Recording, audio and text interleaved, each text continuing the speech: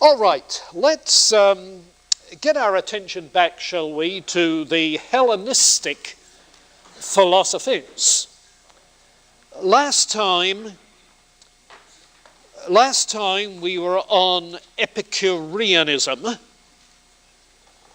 with its beginnings as far as the hedonistic ethic is concerned in the ancient Cyrenaics, and then with the addition of Democritus' atomism, materialistic metaphysic, developing the distinctively Epicurean philosophy, which, as we noted, was going to have a resurgence and considerable attention in modern times when the scientific revolution of the Renaissance abandoned the Pythagorean and Aristotelian approaches to science with formal causes and final causes.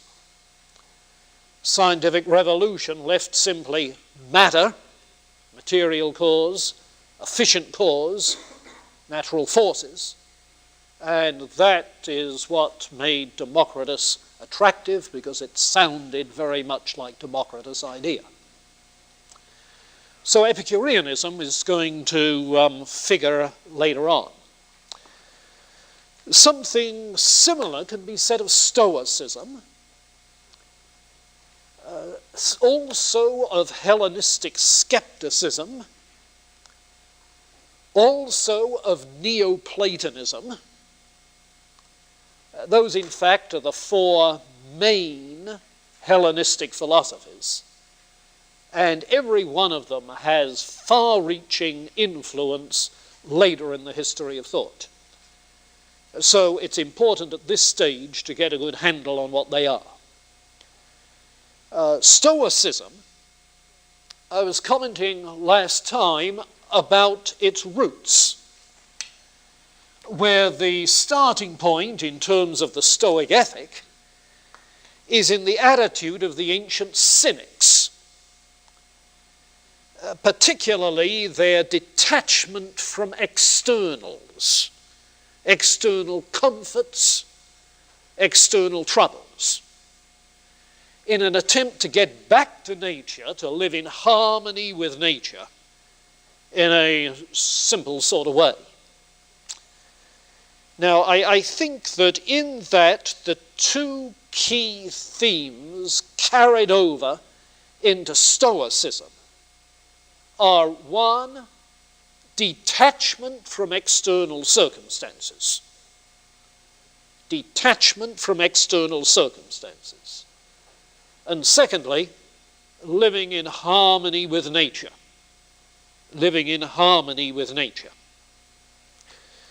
The outcome is that in the Stoic ethic as such, the main virtue which they sought, the good that they sought, was known as apatheia. And yes, it's from that term that we get apathetic. Get the note of indifference. Apatheia.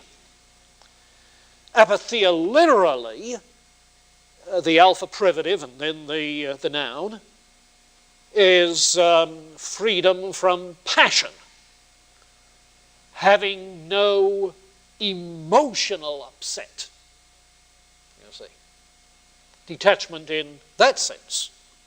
An emotional detachment from the external circumstances.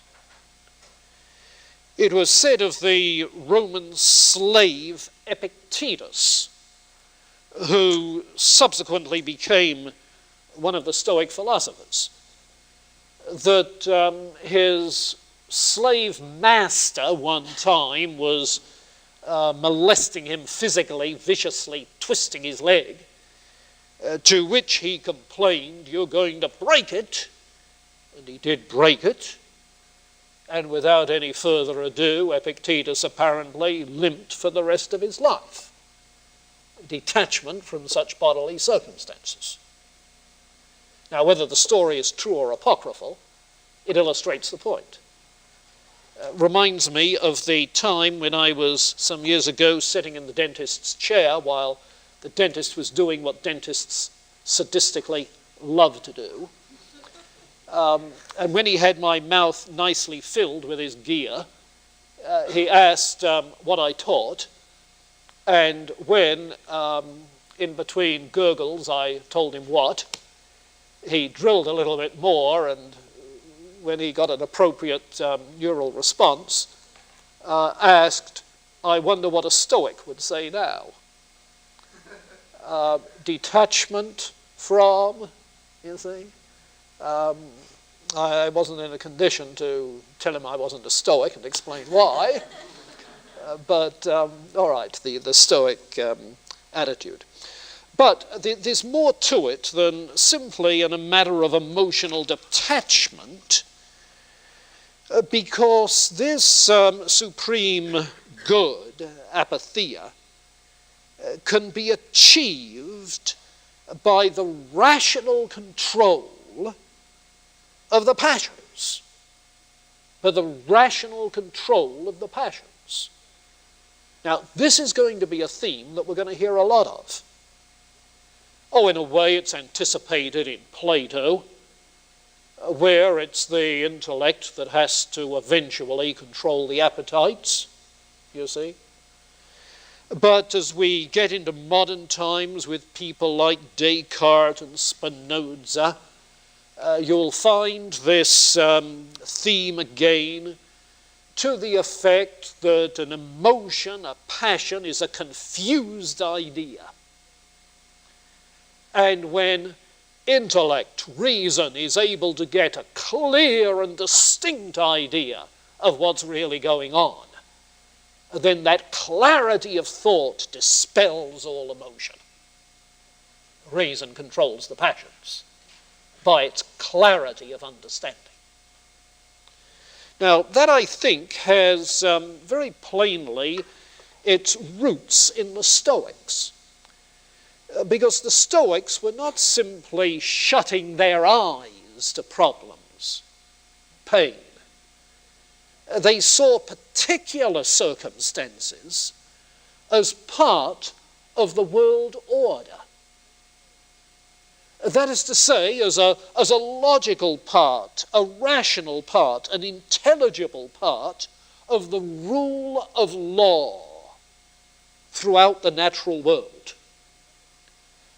And if the adversity that comes to you comes as a result of the operations of natural law, then after all, what can you do about it?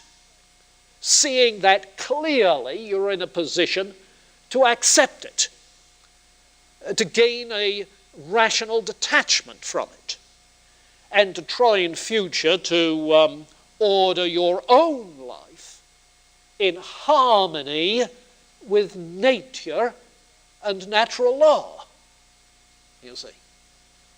So the idea of apatheia is tied to the notion of ordering your life in harmony with the natural order, with the laws of nature.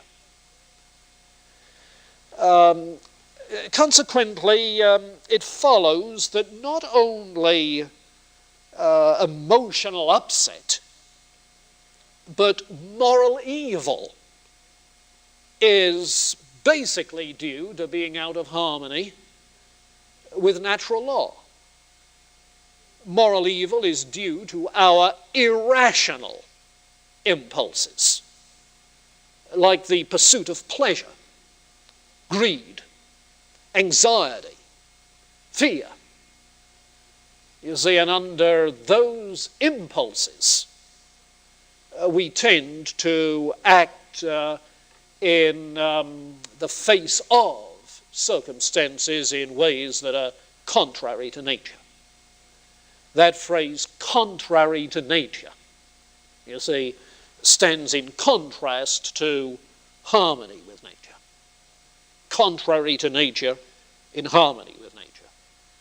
And moral evil is what is contrary to nature. Sin against nature. something unnatural. The practice of Stoicism was, in a way, almost like a religion. The term nature was roughly synonymous with the term God, but an impersonal God. A kind of pantheism is what is involved. A kind of pantheism. And here we begin to get then into the philosophy of nature as such. Nature is one unified whole. And under the influence of Heraclitus, it is one whole with two aspects, two ways in which we can think of it. In fact, the terms nature and God seem to indicate those two ways. Because if we think of nature as simply inert substratum of matter, then that implies something passive, something that is ordered but doesn't do the ordering. On the other hand, if we speak of God, that suggests something active, which is not so much acted on, but acts and does the ordering of nature. So you have two aspects, if you like, one passive and one active. And the active one is, of course, the rational one. The passive is simply our materiality, the material existence, which is ordered. Now, it's this God, this active side of nature, which is the focus, and which gets to be spoken of as logos. And so I call this a logos philosophy of nature. That is to say, the active force is this cosmic reason. Anaxagoras called it nous, mind. Heraclitus called it logos. The Stoics sometimes speak of it as God or providence. Meantime, the material processes of nature involve the four elements with cycles of orderedness and fiery conflagration, cyclical kind of cosmology. Nature, with its ordered processes, is therefore a deterministic kind of grid, so that natural laws are causal forces at work in nature, causal forces of an ordered sort, of a uniform sort, regular and intelligible.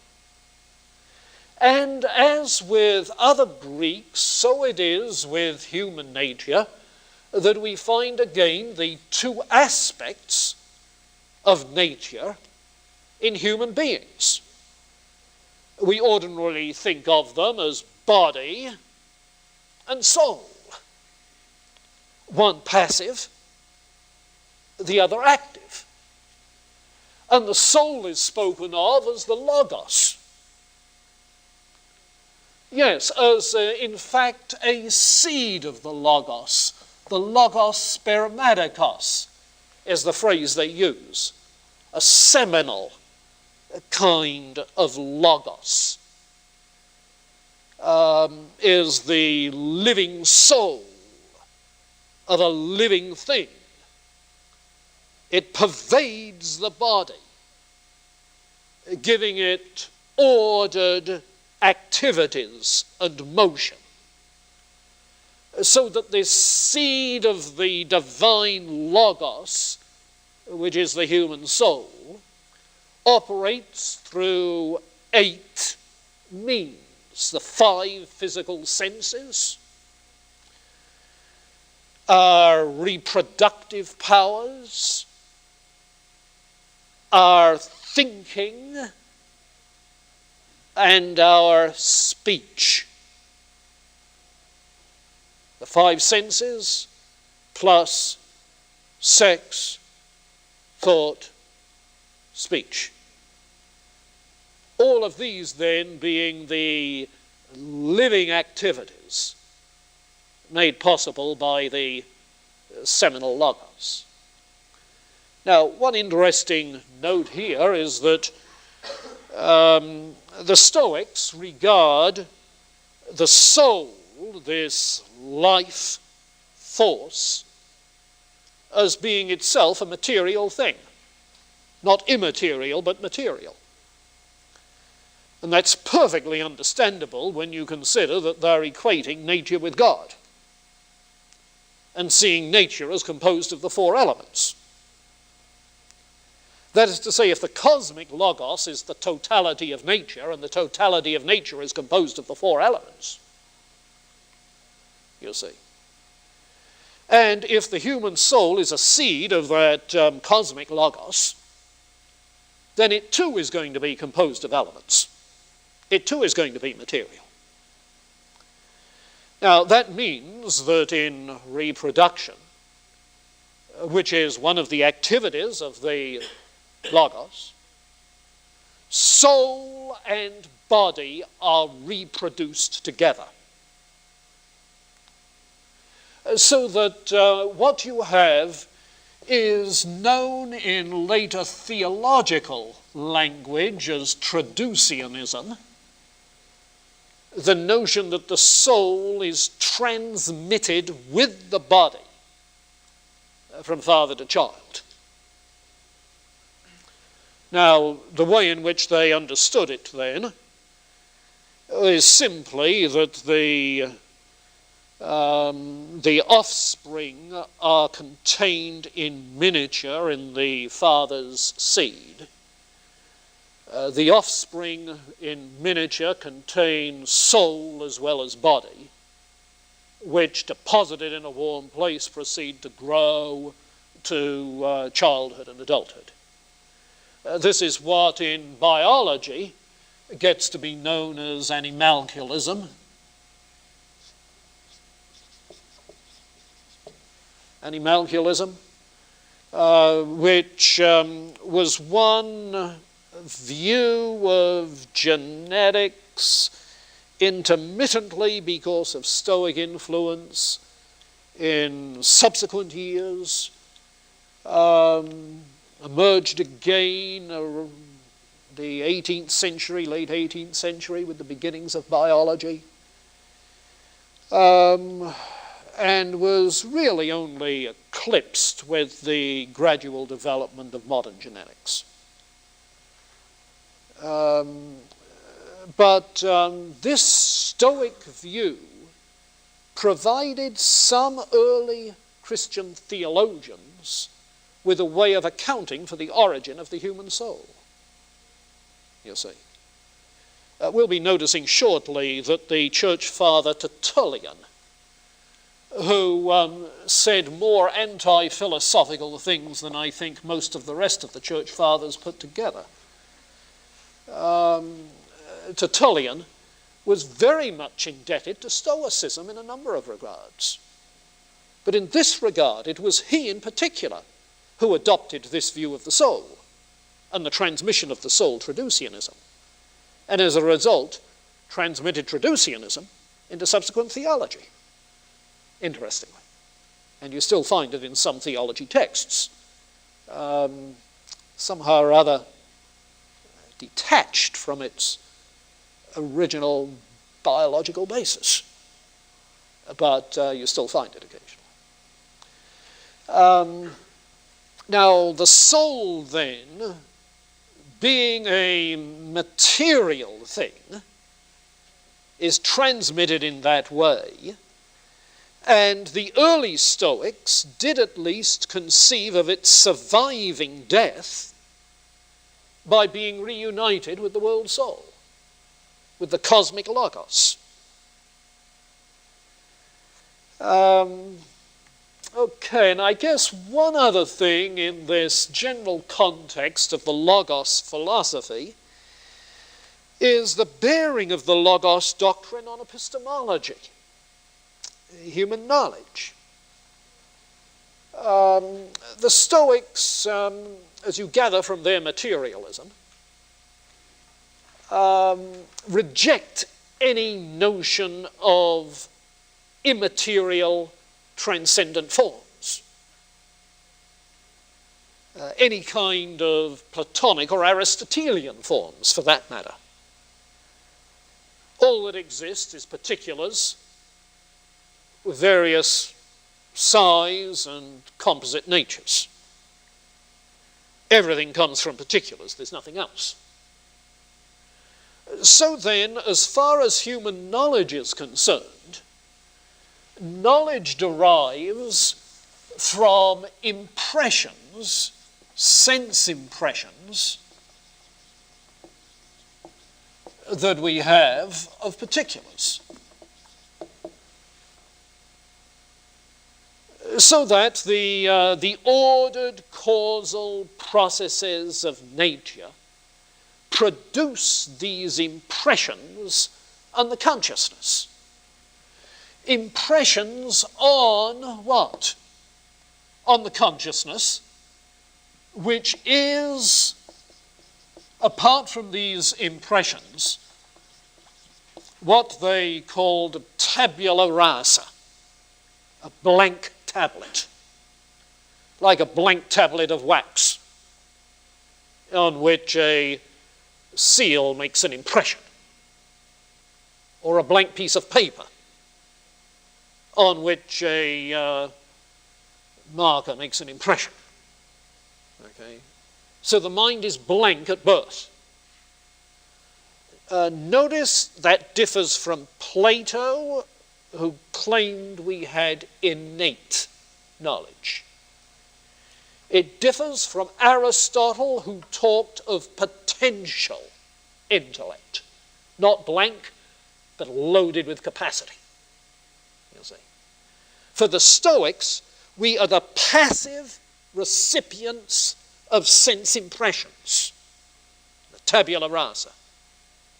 And from those sense impressions, we develop our own ideas, so that impressions lead to the development of ideas. Now, the result of this is a representational theory of knowledge. A representational theory of knowledge.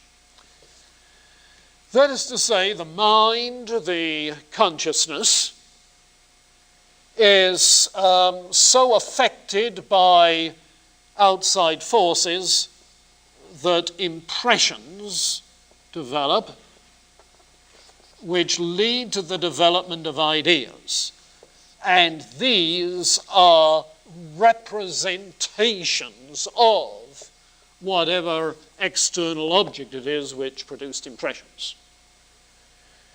Now, this becomes, in again Renaissance times, and with this materialistic metaphysic, this becomes the standard theory of knowledge transmitted into 17th and 18th century philosophy in Britain and on the continent of Europe. In intro, you probably met it in Descartes, for whom there were ideas that purportedly represent things external to us. In John Locke, empirical ideas which represent things external to us. And both Descartes and Locke are very explicit that the direct object, the immediate object of the consciousness, is not an external object, a material thing. What you're aware of in your mind, your idea. You see? Your ideas. and the sense impressions. That's what you're aware of, which immediately opens up the huge question for 18th century epistemology. If all I know is my ideas, how do I know there's anything out there like the ideas? How can we know that material objects exist? How can we know that other minds exist? How can we know that God exists if all we know in a direct apprehension are our own ideas? And so that kind of question then is implicit in this Stoic epistemology. It led them to look for a criterion of truth, a criterion to assure that the ideas are indeed correct representations.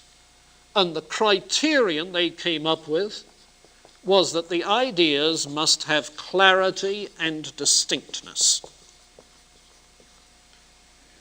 It is an intuitive test. Those ideas that are so clear and so distinct as to be beyond doubt, they are irresistible ideas. Those we can take to be true. Irresistible ideas. It's not that we unreflectively immediately see that it's clear and distinct, but upon reflection, upon scrutiny, we realize, this is indeed a clear and distinct understanding that I have. And that is the hallmark of truth.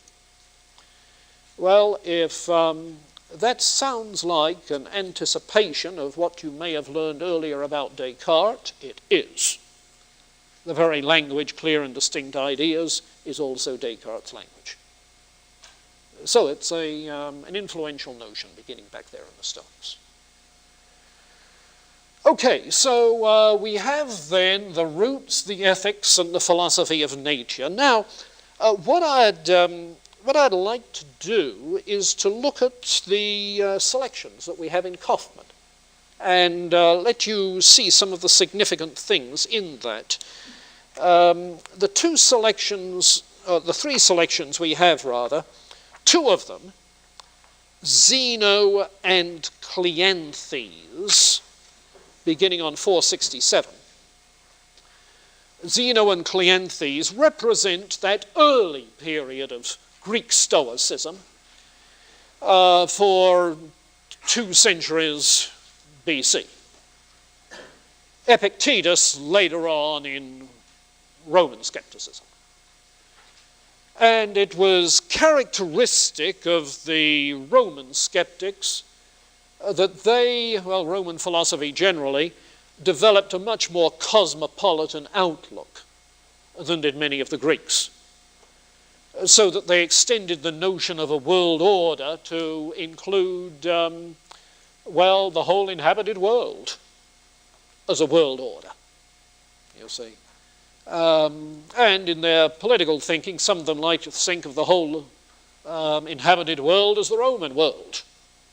And Roman law is the embodiment of this logos order, you see. But that's the later Roman Stoicism, which was significantly more humanitarian and much less, counterculture, much less anti-establishment certainly than the Cynics and some of the earlier Stoics. Okay, Zeno, page 467. Notice the themes about natural law. An animal's first impulse, say the Stoics, is to self-preservation because nature endears it to itself. There's a natural law of self-preservation evident in animals. And half a dozen lines later, it wasn't likely that nature should estrange the living thing from itself. We're forced to conclude that nature in constituting the animal made it near and dear to itself, as if nature knew what it was doing. Sure, it does. It's a logos nature, you see. The next paragraph is for the assertion made by some that pleasure is the object of the first impulse of animals. It's been shown by the Stoics to be false, because pleasure, they declare, to be a byproduct which never comes until nature has found the means suitable for continued existence. In other words, once you get self-preservation, then you can pursue pleasure. You see. And so, halfway down that second column, in the case of animals, impulse has been added, whereby they're unable to go in quest of their proper food element. For them, say the Stoics, nature's rule is to follow the direction of impulse. But when reason, by way of a more perfect leadership, has been bestowed on beings we call rational, for them, life according to reason rightly becomes the natural life. Reason supervenes to shape impulse. Scientifically, says the translation. Yes, by its knowledge. To shape impulse by knowledge. You see. Reason ruling emotion, passion, impulse. Top of the next page, this is why Zeno was the first to designate as the end life in agreement with nature, which is the same as a virtuous life. Cleanthes, living virtuously, is equivalent to living in accordance with the actual course of nature, harmony with nature. Then the little paragraph towards the bottom, by the nature with which our life ought to accord, Chrysippus, so you've got Zeno, Cleanthes, and Chrysippus, who are the three major Greek Stoics. Chrysippus understands both universal nature and more particularly the nature of man.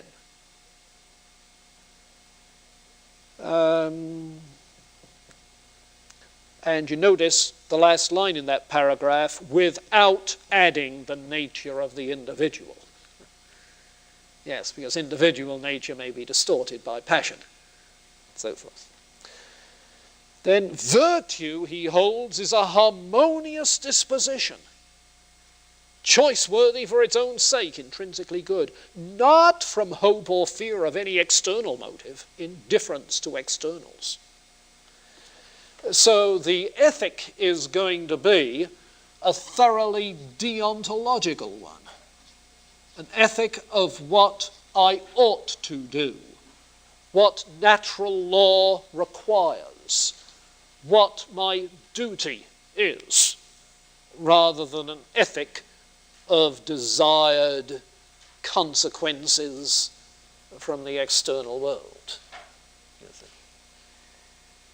An approach to ethics we'll see a lot more of later. Top of the second column, when a rational being is perverted, it's due to the deceptiveness of external pursuits, sometimes to the influence of associates. But the starting points of nature are never perverse. Sure, your roommate may be perverse, and the external pursuits of Friday night may be perverse, but not those of the natural order. The next page, right in the middle of it, notice these lines. Pleasure is an irrational elation at accruing what seems to be choice-worthy. Yeah, there's a difference between appearance and reality. Pleasure may appear to be choice-worthy, but it's not. It's a fringe benefit, not something to be chosen for its own sake. So, right across them, the next column, so they say, the wise man is passionless, apatheia, because he's not prone to fall into such infirmity. They add in another sense, the term apatheia is applied to the bad man, meaning he's callous and relentless. Now that's the wrong sense of apatheia. Callous. Well, that ethical section, I think, captures it rather well. The section on physics that follows on 470, concerning nature, similarly, notice the last paragraph on 470. There are two principles in the universe, the active and the passive. Get that paragraph? The passive principle is substance, matter. The active is reason, God. He is everlasting, the artificer of the several things throughout the whole extent of matter.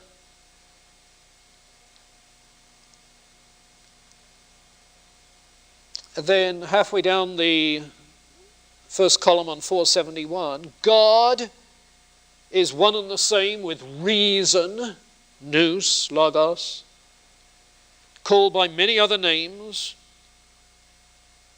In the beginning he was by himself, and he transformed the whole of substance through air into water and so forth.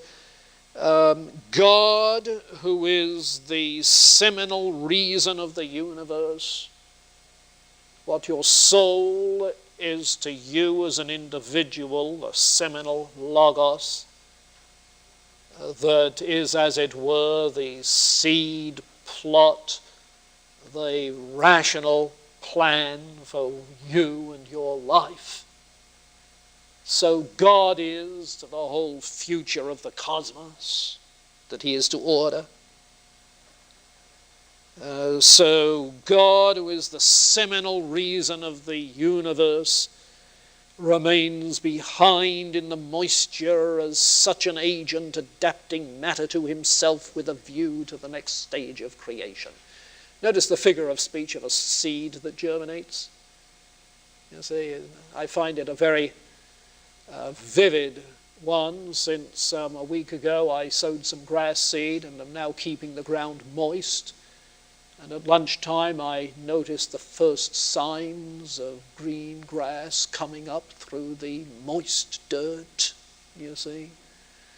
The seminal logos bearing fruit is the way in which that analogy is applied in the Stoics, you see.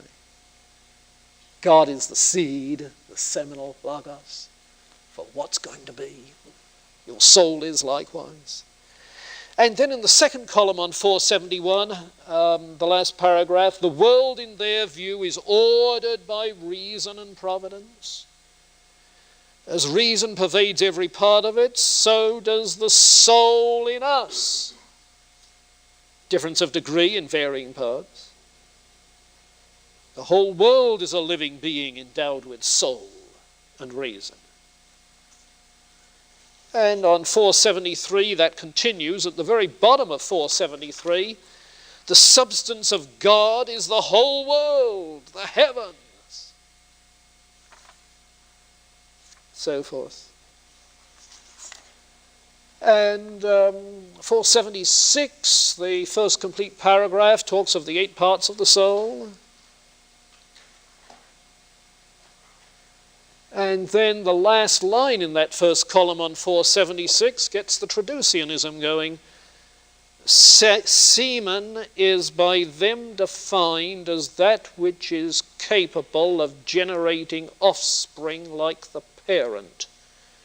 The human semen emitted by a parent in a moist vehicle is mingled with parts of soul in the same ratio as they were present in the parent.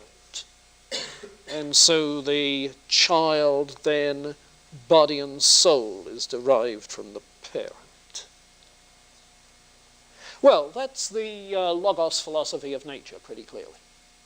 Okay? Now, one thing more. I want to look at this Cleanthes hymn to Zeus that follows. The translator of this, I'm convinced, must have been familiar with the King James Version and probably the Anglican Book of Common Prayer.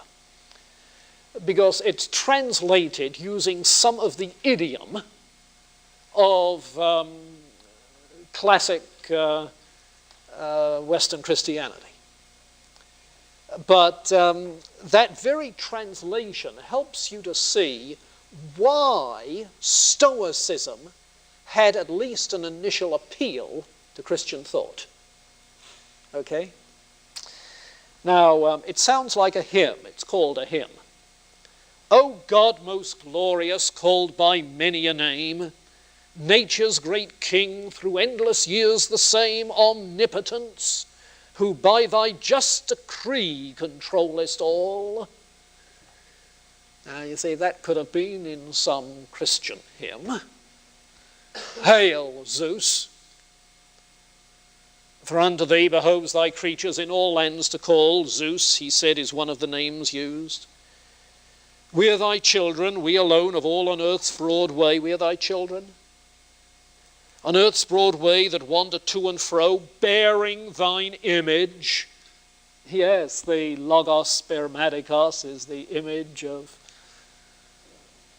the world logos. Bearing thine image wheresoe'er we go. What is that image? Reason. Yes, and thanks in part to Stoic influence, that's what early Greek Christian theology thought the image of God was, reason. Bearing thine image wheresoe'er we go. Wherefore with songs of praise thy power I will forth show. Lo, yonder heaven that round the earth is wheeled follows thy guidance, still to thee doth yield glad homage. Thine unconquerable hand such flaming minister the levin brand wieldeth, a sword two-edged, whose deathless might pulsates through all that nature brings to like. Now, this vehicle of the universal word that flows through all, there it is, the pervasive logos, and in the light celestial glows of stars, both great and small, the heavens, the same as the earth, a king of kings through ceaseless ages, God whose purpose brings to birth whate'er on land or in the sea is wrought or in high heaven's immensity, save what the sinner works infatuate. Don't blame God for that. Nay, but thou knowest to make crooked straight, chaos to thee in order. In thine eyes the unloved is lovely, who didst harmonize things evil with things good, that there should be one word, one logos, through all things everlastingly, all things working together for good. One word, whose voice, alas, the wicked spurn, insatiate for the good, their spirits yearn, there's the passion. Seeing they see not, neither hearing hear God's universal law, which those revere by reason guided, happiness who win. The rest unreasoning, divers shapes of sin, self-prompted follow. For an idle name, there's passion, vainly they wrestle in the lists of fame. Others, with other passions, inordinately riches woo, or dissolute the joys of flesh pursue. Now here, now there, they wander, fruitless still, forever seeking good and finding ill. Zeus, the all-bountiful, whom darkness shrouds, whose lightning lightens in the thunder clouds, thy children save from error's deadly sway. From error's deadly sway, I think that should be known. From error's deadly away. Turn thou the darkness from their souls away. Those two should be reversed, shouldn't it? From error's deadly sway, turn the darkness from their souls away.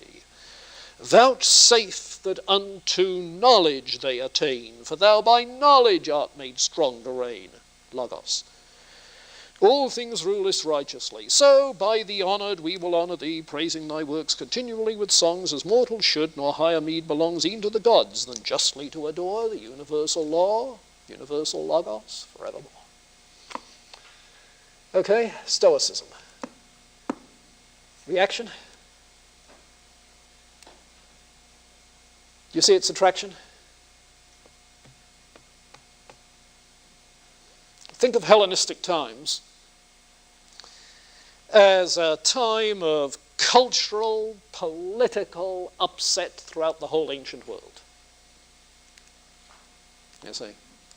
The Greek city-states had given way to Alexander's empire, which fragmented like the Soviet Union at his death, and eventually overcome by the Roman Empire. So that historic loyalties and roots just confused, jumbled, Roman citizenship extended, but historic roots, religious and otherwise, just dissolving.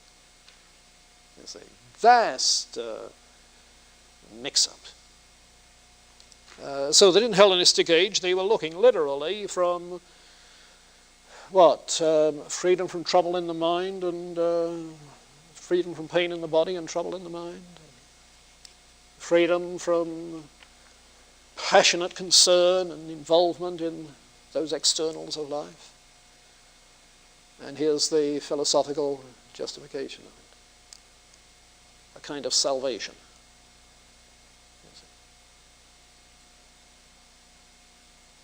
Do you follow the thinking? Questions? Yeah, that'll come out pretty plainly, I think.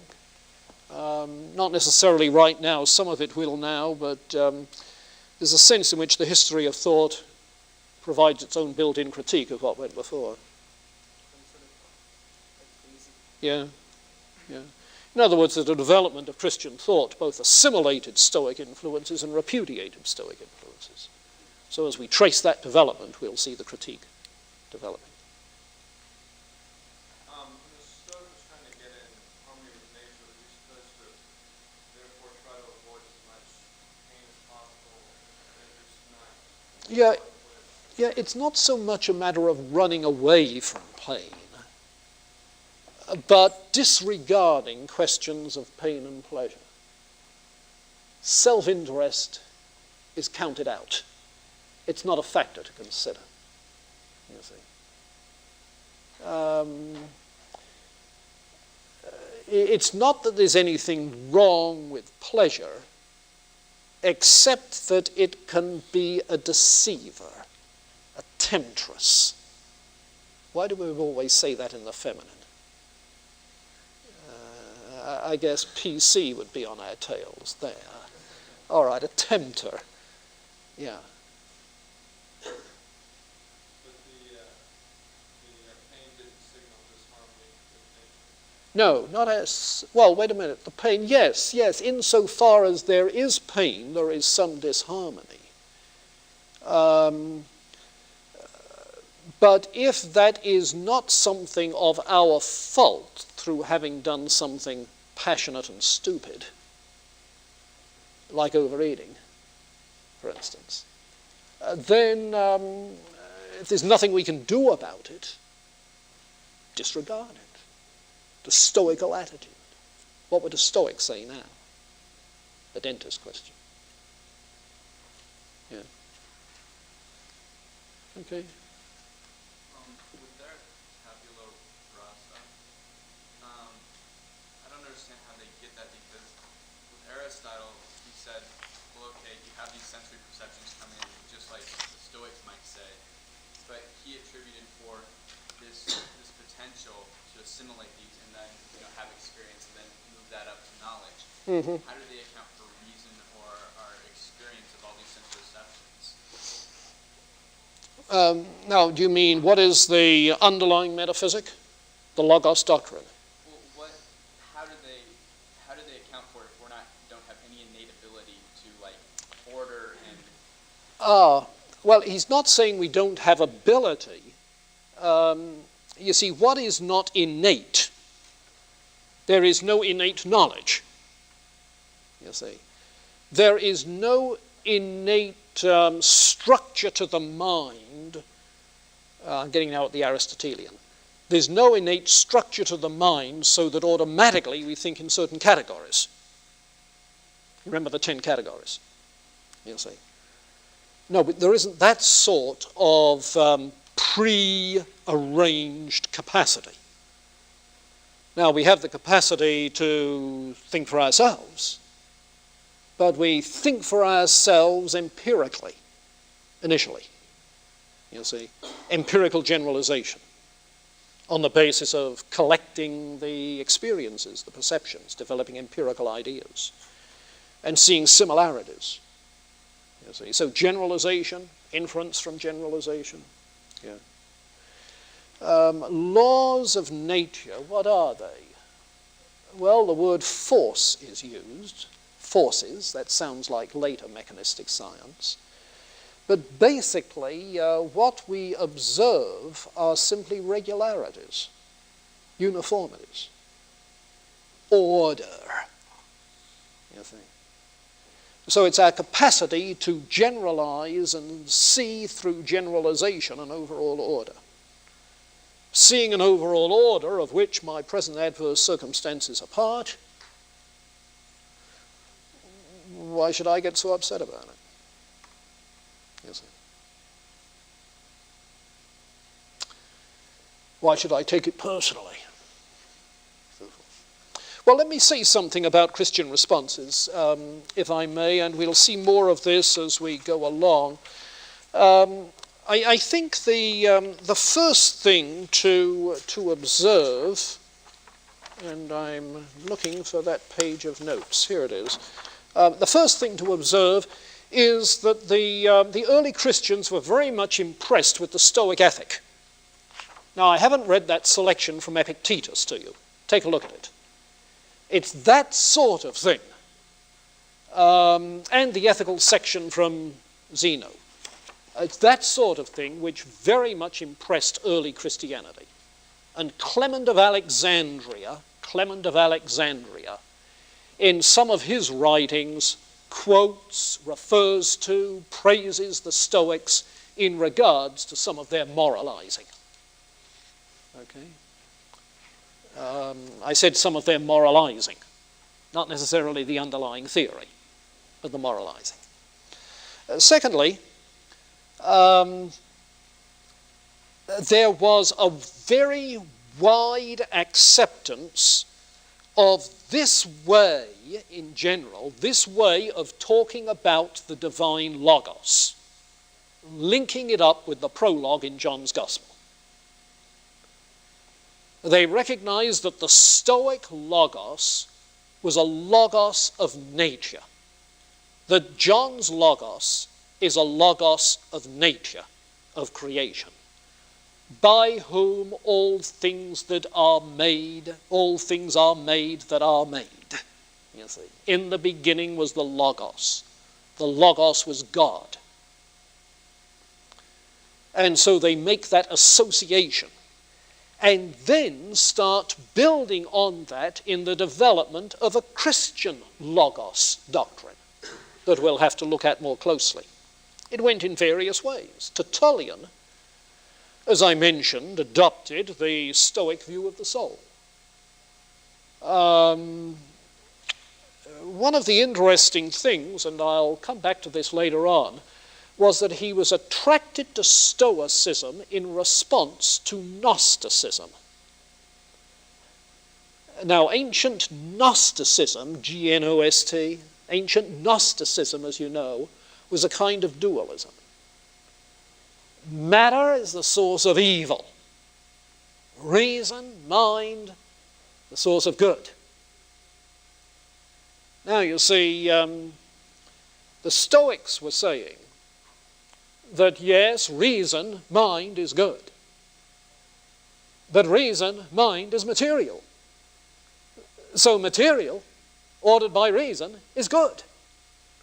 So in order to refute the Gnostics, what Tertullian does is to accept Stoic materialism.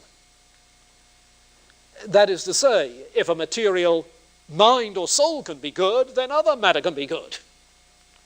And in the beginning, God said it was good, didn't he? And so you avoid the Gnostic dualism that way. Well, that's not to say that that involved other problems. Tertullian, in that regard, was a minority voice. Most of the early Christian thinkers, and we'll look at this a little bit more, in responding to Gnosticism, preferred a Platonic kind of view, you see. But a Platonic kind of view that introduced the Stoic Logos doctrine into Platonism, you see. So we'll be talking about the Middle Platonism in a few days. The Middle Platonism, which combined the Stoic Logos doctrine with some Pythagoreanism and some Plato. And it was that which was adopted by the Christian school in Alexandria as its overall philosophical framework for doing theology and apologetics. And that which led later on into the development of Neoplatonism. So those Christian responses are pretty obvious. Now, the one remaining thing I want to draw your attention to is the fact that when Paul was in Athens on his second missionary journey, you remember he met with some of the Greek philosophers on Mars Hill, and were told that these were, at least some of them, Epicureans and Stoics. Now, in the light of what you know about the Epicureans and Stoics, listen to what Paul said. Okay? Men of Athens, I perceive that you are in every way very religious. Well, Stoicism, yes. King James translates it superstitious, which would have been playing to the Epicurean crowd because they were against all kinds of superstition, remember? You see, they wanted a down-to-earth materialism to free them from all of the fears that superstitious beliefs create. But just his introduction is intended to grab attention, identify with them. As I passed along and observed the objects of your worship, I found an altar with this inscription, to the unknown God. Now, anybody who would be drawing attention to an unknown God plainly would want to have some strong view of knowledge, like the Stoics. You see, ignorance is the source of problems. Unknown God. What therefore you worship as unknown, this I proclaim to you. God, who made the world and everything in it, being Lord of heaven and earth, and any Stoic could agree with that, does not live in shrines made by man, and the Epicurean repudiation of religious superstitions could heartily agree with that, you see. Nor is he served by human hands as though he needed anything, seeing he gives to all men life and breath and everything. Life and breath, that's logos. And everything. So he's playing to two sets of music at the same time. Nor is he served by human hands. Let's see. And he made from one every nation of men to live on the face of the earth. From the one. The one. Logos. Every nation of men. And the Stoics of Roman times were talking of a world citizenship because of one Logos. Okay. Having determined allotted periods and the bounds of their habitation, the ordered creation, that they should seek God in the hope that they might feel after him and find him. He's not far from any of us. For in him we live and move and have our being, as some of your prophets have said, for we are his offspring. That's from Cleanthes' hymn to Zeus. I just read it to you. He's quoting Cleanthes' hymn to Zeus, the Stoic poet. You see. Being then God's offspring, we ought not to think that the deity is like gold or silver or stone, a representation by the art and imagination of man. And the Epicureans are cheering at that one. The times of ignorance God has overlooked, But now he commands all men everywhere to repent, because he's fixed a day by which he will judge the world.